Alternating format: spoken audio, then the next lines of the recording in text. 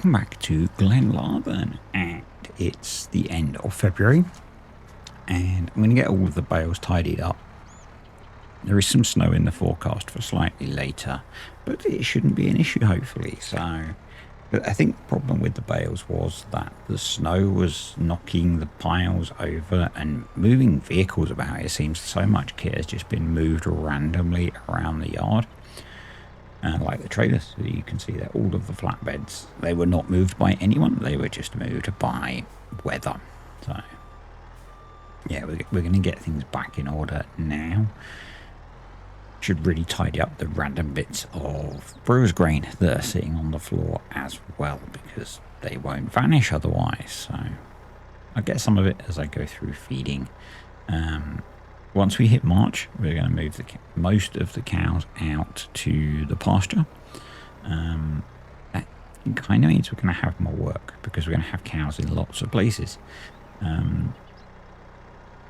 Particularly as I made some dumb decisions when I was feeding, and I filled up the improvised animal shed with food, where actually those cows could be moved out. So I'm going to let them eat all of the food before we do that, because otherwise it's a bit of a waste. Yeah, but kind of long-term plan is everything that's not producing milk will be out in the pasture. So we're also going to get some sheeps today, so that'll be cool. Start to expand the animals that we have. We've got most of the food that we need. I do need to get a potato cutter. So, along with the trailer of bales that we had that had fallen over, there were plenty of bales over in the field still, so I've brought all of those back. Going to be using those for a mixture of feeding the different animals.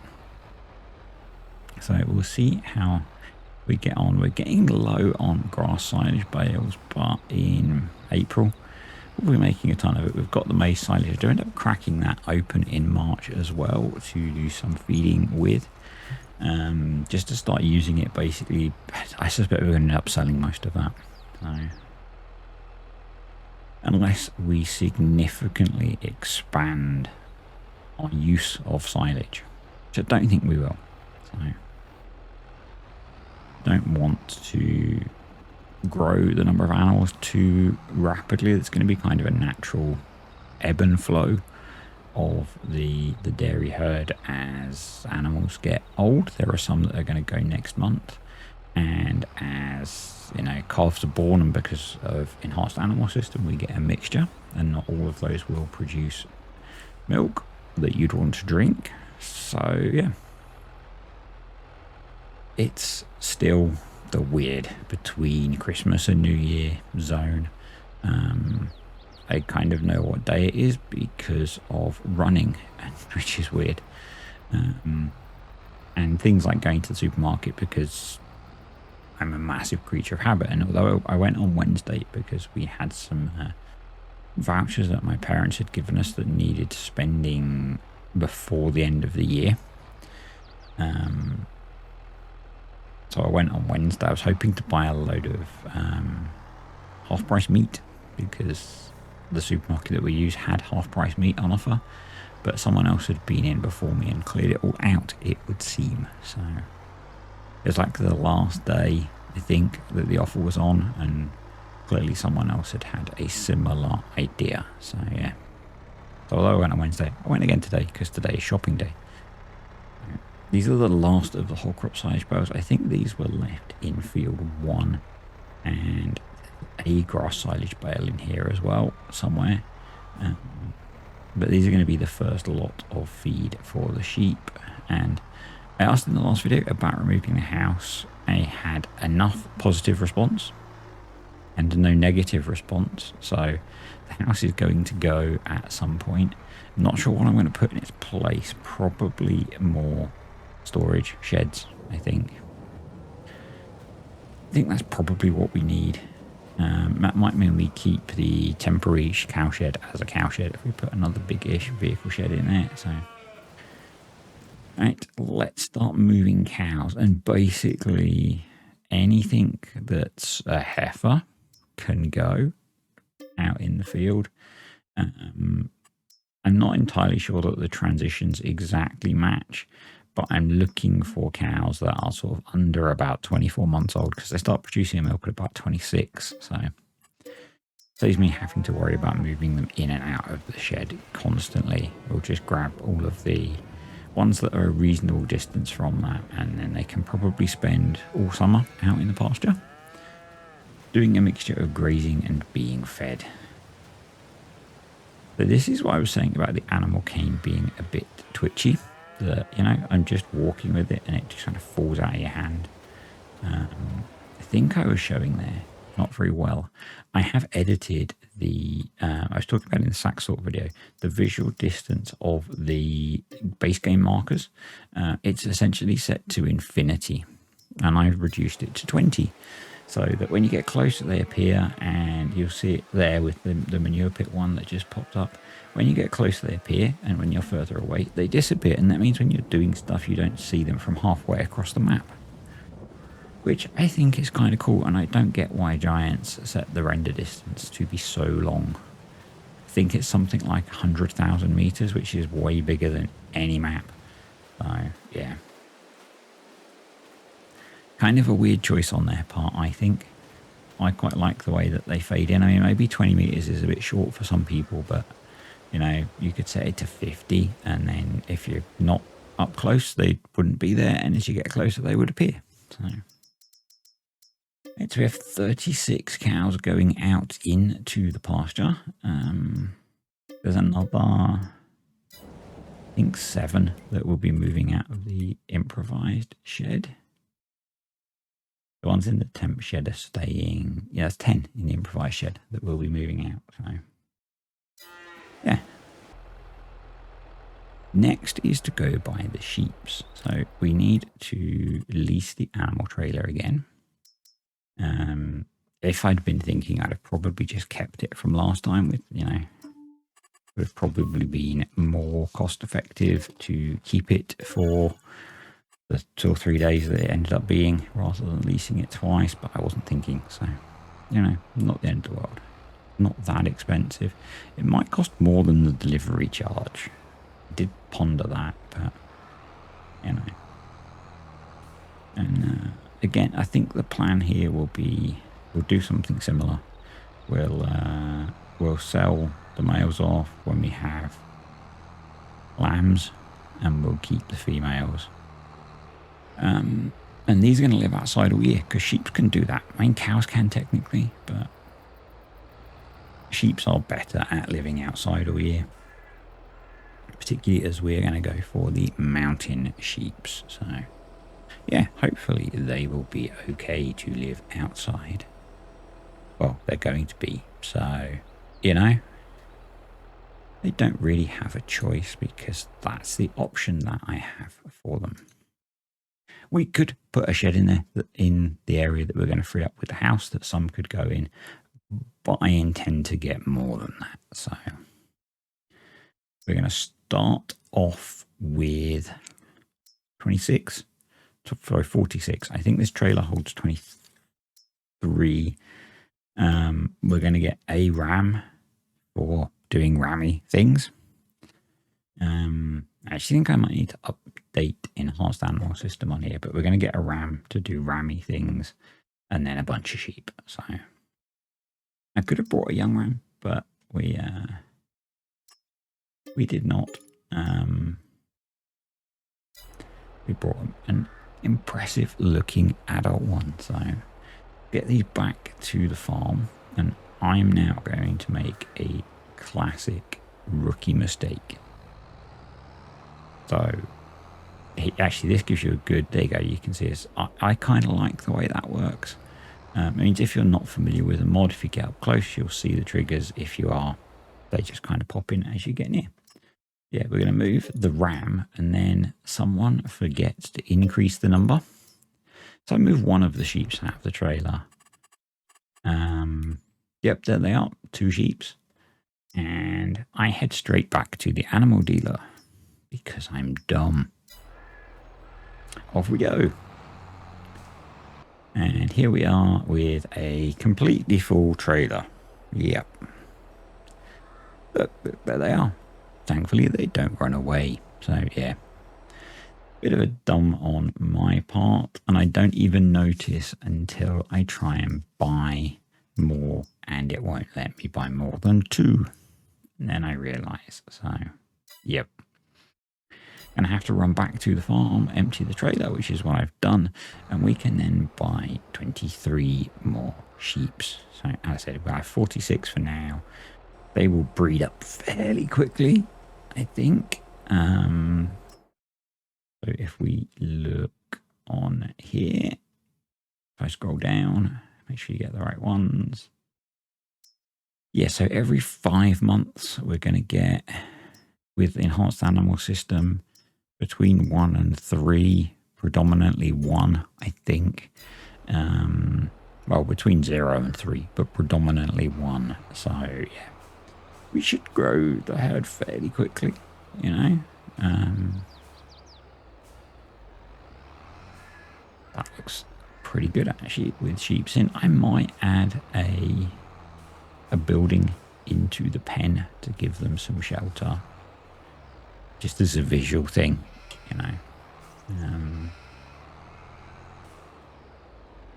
And I decided to reverse in because that meant it would be easier to get out, you know. You've got to reverse one way. You kind of, yeah, can't really drive around. So, and it actually made me realise that the terrain landscaping wasn't the best around this. So we might improve that once the farmhouse is gone. So next job.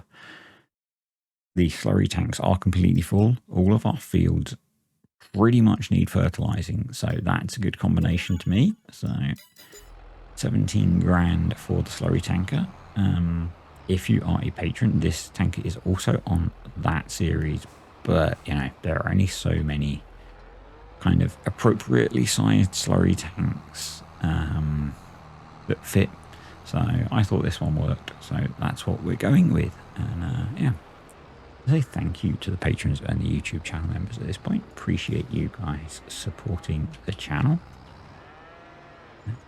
You are all awesome. Sorry, I'm just typing down the time that I said that. So yeah, I said we're still in kind of the weird between Christmas and New Year period, and it's going to be, and this video is probably going to come out on Monday, so it'll be later this week where I get back to normal, probably Thursday. I'm off Monday and Tuesday, and then probably in the office on Wednesday. So yeah, we should then get back to a more normal schedule. That's the plan. It might take me a little while to get, you know, kind of a backlog of videos. Aiming for at least one a day. It kind of, yeah, takes some time. So right, so I am planning to apply a decent amount of nitrogen. So this field is getting maize and barley, I think. So I plan to split this in half. Yeah, maize and barley. So the minimum for that is 120, depending on the soil type. So I'm adding 80. That gets us pretty close and uses a decent amount of slurry. I end up increasing it to 100, I think. Oh, so we're doing 75. I think I end up increasing it to about 100 because we weren't using it quick enough. And actually, it wasn't that bad with the usage rate versus how far it was to go back. And I really wanted to make space in the slurry tanks. So, because this is our big opportunity to get rid of stuff. The grass fields can obviously take it through the year, but we also have a lot of manure to get rid of, and so yeah, this felt like a sensible idea.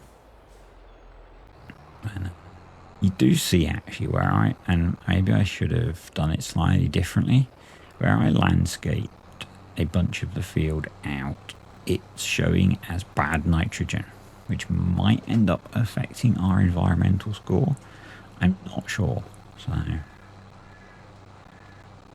that would be a little bit annoying if it does, because it's not going to have crop in it. I don't think it can count as bad when it gets harvested. So I guess we'll see.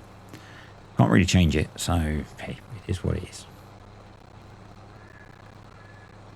I don't think on here, we need much more land at the moment. I'm going to say at the moment. I still plan to put the farmed area on. I might actually put that part on part of the space where the farmhouse was, because that kind of concrete pad is not particularly flat, and it's going to be quite difficult to flatten in a way to put anything on. In theory, I could plough the gravel or whatever it is in, but you can see here, so it does show up as on the nitrogen map part of the way into the field, or into the plat, whatever. So I could plough that in, and we could make use of the space, because as I say, it's going to be quite hard to make use of that land without some significant landscaping and some significant changes in elevation. So we might end up doing that before I plant. Not sure. And we could put the farm, because I was planning on putting the farm dairy down there, and maybe if we could tuck that in the corner, and we could have the other bit as car park, that would work. So you can see I've now upped it to 95 kilograms of nitrogen per hectare, so using a little bit more, getting us a bit closer to where we need to be for precision farming and the 2 crops that are going in, because the minimum for the 2 crops is the same. I'm not sure about the sort of ideal, but I went for, and by minimum I mean the ideal based on the worst soil type. So in theory, if the soil's bad, 120 kilograms of nitrogen per hectare is perfect fertilization for those crops. But I'm not sure what soil type we have, so it could be that we need more. Probably I will end up spraying the crops with fert once they're growing. Yeah, I think a lot of the ground needs liming as well, so that's another job for March. Basically, I want to get as much field prep done in March as I can. I do have the kind of dilemma. I thought that the 2 fields that have grass cover crop in, I could leave until April to plough in. We could get a cut of grass off them in April, and then I could plough it in and seed. I need to double check what's going in there.